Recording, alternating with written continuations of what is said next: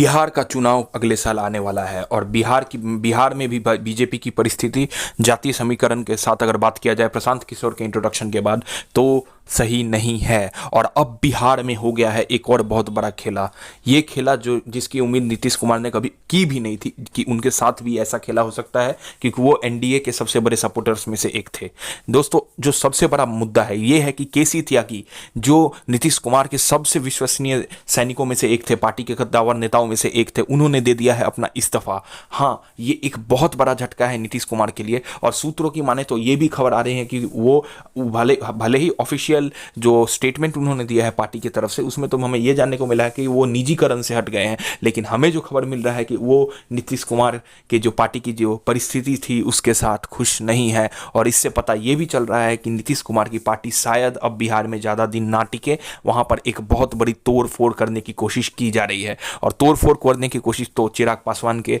लोजपा में भी की गई थी, जहां पर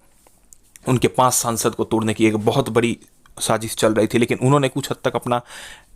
स्टेज सेटिंग किया है दिल्ली जाके। लेकिन इन सूत्रों की अगर आप माने तो नीतीश कुमार की परिस्थिति सही नहीं है, क्योंकि जिस तरीके से राजीव रंजन मतलब लल्लन सिंह की जो केंद्रीय मंत्री भी हैं, अभी पंचायत मिनिस्टर भी हैं, उनकी जो करीबी परिस्थिति जिस तरीके से करीब होते जा रहे हैं दिल्ली के, इससे नीतीश कुमार की राजनीति बिहार में बहुत डगमगा रही है। और अब एक बहुत बड़ा मुद्दा बिहार में ये चालू हो चुका है कि अब क्या केसी त्यागी के जाने के बाद वो बीजेपी में जाएंगे या नहीं जाएंगे। देखिए दोस्तों, ये तो हमें आने वाले दिनों की प्रतिक्रियाओं के साथ राजनीतिक परिस्थितियों को देखते देखते पता चल ही जाएगा। लेकिन जो मुद्दा बार बार बिहार में एक इम्पॉर्टेंट बज क्रिएट करने वाला है अगले साल के लिए, वो है कि इलेक्शन की सीट शेयरिंग। हमें जो सूत्रों से खबर मिल रही है, बीजेपी और जदयू दोनों एक साथ एक नोट पर नहीं आ पा रहे हैं सीट शेयरिंग के लिए। बीजेपी बोल रही है 100 सीट पर लड़ने के लिए, लेकिन जदयू को 120 सीटें चाहिए, जिसके लिए बीजेपी और जो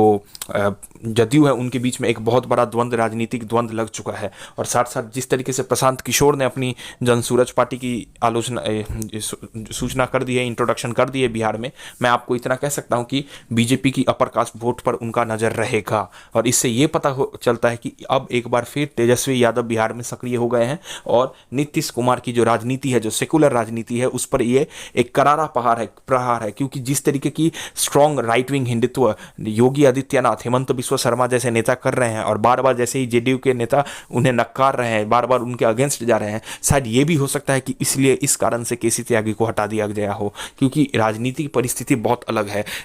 चाहे जो भी हो, लेकिन नीतीश कुमार एक बहुत मजे हुए खिलाड़ी है और वो जानते हैं कि अगर वो बीजेपी के साथ अगर एक नैया में नहीं रहे तो उनके अगेंस्ट में भी सीबीआई ईडी की फाइल्स खोल दी जाएंगी। जैसा कि चिराग पासवान के अगेंस्ट हमें पता ही है कि काफ़ी एलिगेशंस है। अगर नीतीश कुमार के पार्टी के बड़े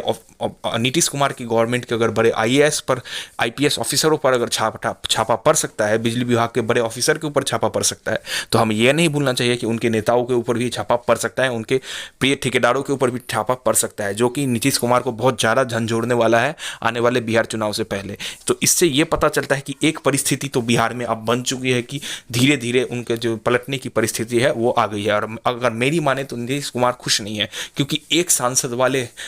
सांसद वाले पार्टी हमको जीतन राम मांझी को नीतीश कुमार से बेहतर मिनिस्ट्री मिली है मोदी कैबिनेट 3 में, जिससे पता चलता है कि परिस्थिति बिहार की सही नहीं है, मोदी के लिए भी और नीतीश कुमार के लिए भी। और अगर इस बीच नीतीश कुमार भी साइलेंट हो गए हैं, तेजस्वी यादव भी चुप हो गए हैं, जिससे ये पता चलता है कि आने वाले दिनों में एक परिस्थिति बनेगी। और वो परिस्थिति कैसे बनेगी, जब जो 4 इलेक्शन है, अगर इन 4 चुनाव में बीजेपी का फलाफल सही नहीं हुआ तो मैं आपको इतना बता सकता हूं कि नीतीश कुमार पलटी मारने वाले हैं और इसकी संभावना पूरी तरीके से है। आशा करता हूं मेरा ये रिपोर्ट आपको अच्छा लगा। जय हिंद, जय भारत।